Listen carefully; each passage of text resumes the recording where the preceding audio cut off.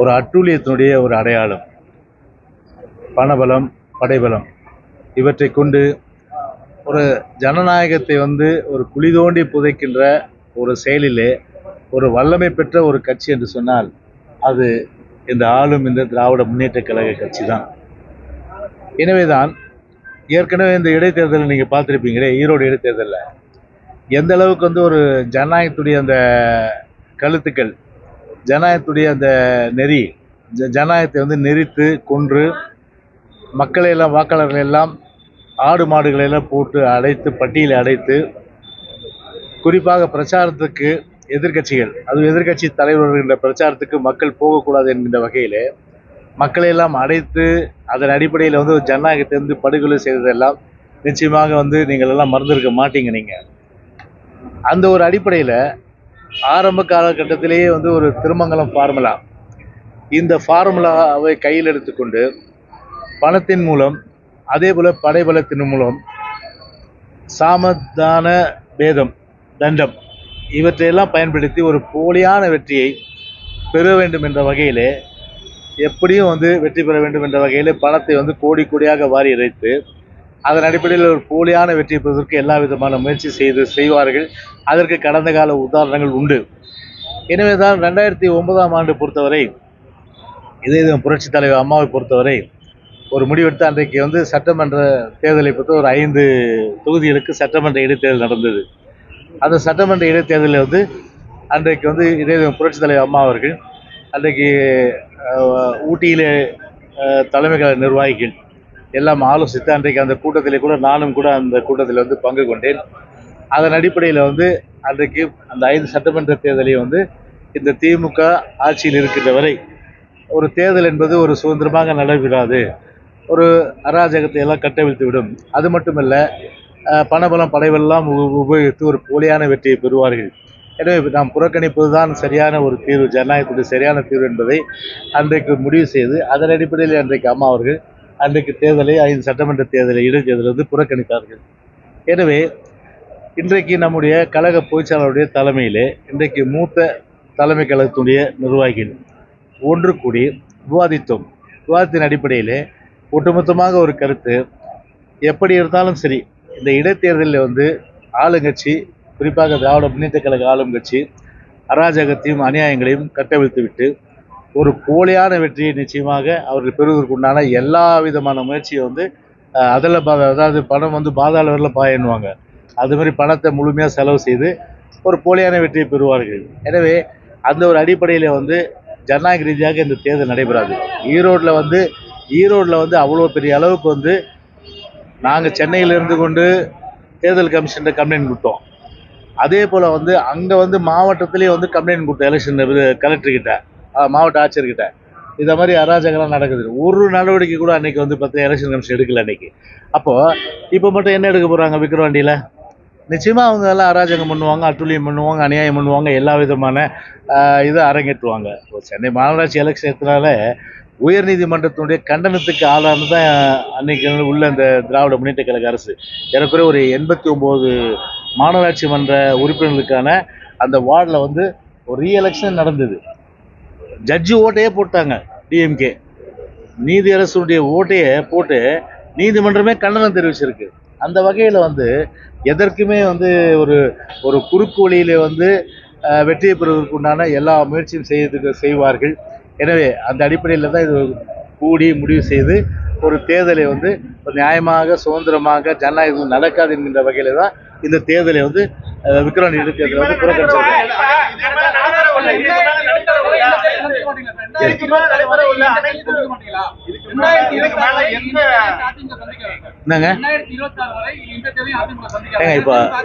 இப்போ அறிக்கை உங்களுக்கு கொடுத்துருக்காரு பொதுச்செயலாளர். அறிக்கை படிச்சுங்க இல்லையா?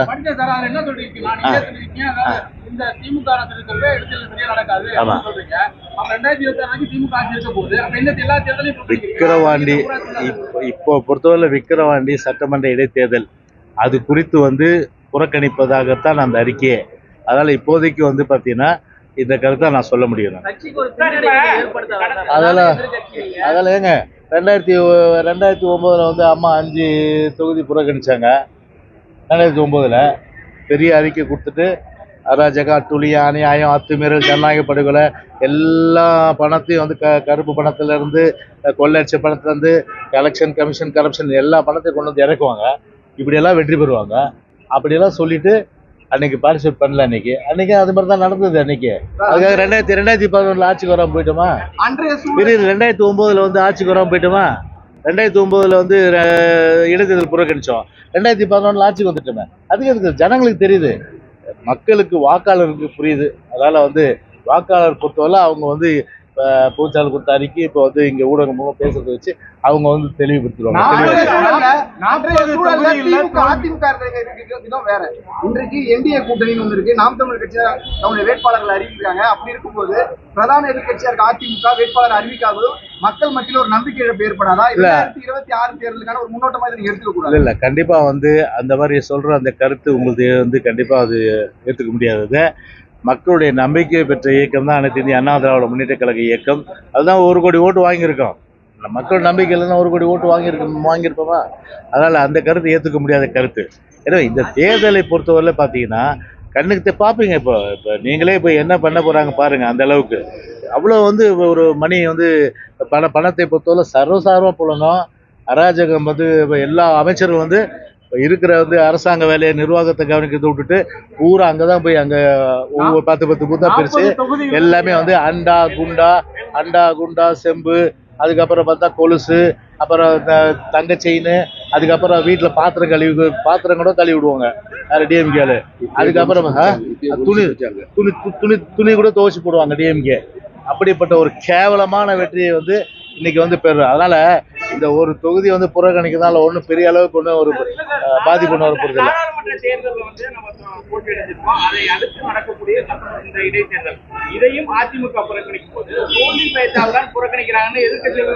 இல்ல ஏங்க, அவங்க 1000 விமர்சனம் பண்ணுவாங்க. நிதர்சனத்தை பார்க்கணும். நிதர்சனம் என்ன? ஜனநாயக ரீதியா நடக்குமா எலெக்ஷன்? மனசாட்சி தொட்டு சொல்லுங்க பார்க்கலாம். ஜனநாயக ரீதியில வந்து திமுக வந்து அதிகாரத்தை வந்து பயன்படுத்தாம இருக்குமா? பணபலத்தை பயன்படுத்தாம இருக்குமா? படைபலத்தை பயன்படுத்தாம இருக்குமா?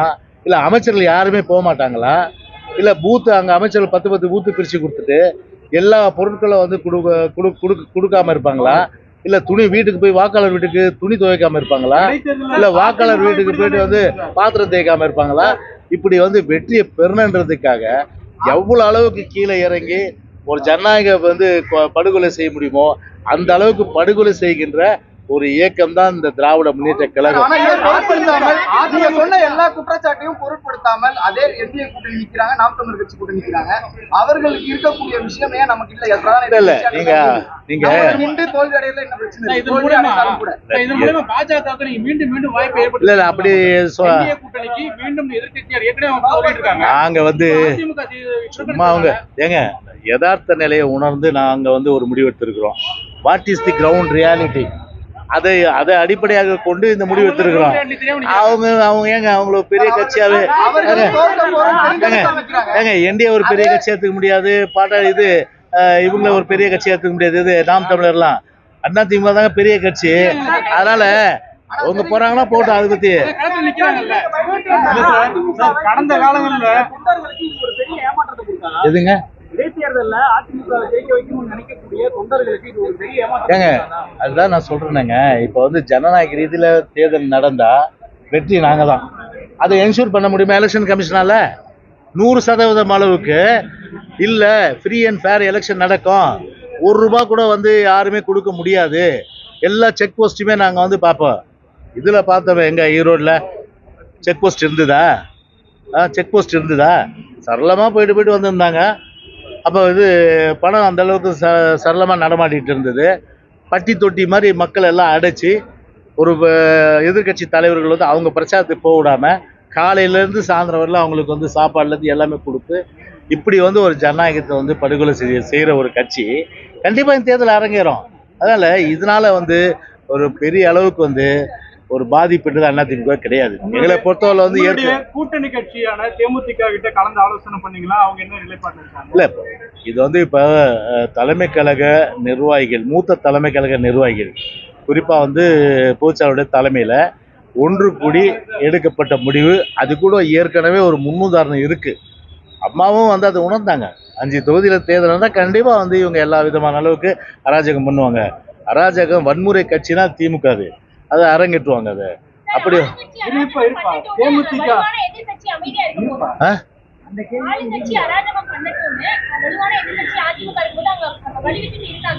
இல்லை இப்போ நான் சொல்ல வர ஒரே விஷயம் என்னன்னா,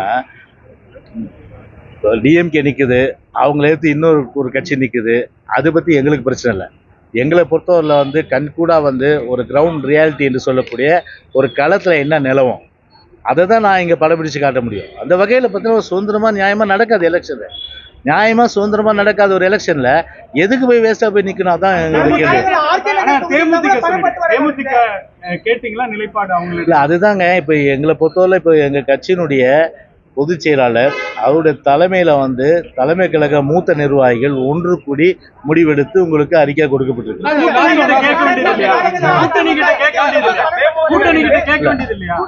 அது பொதுச் செயலாளர் வந்து பேசியிருக்கலாம்.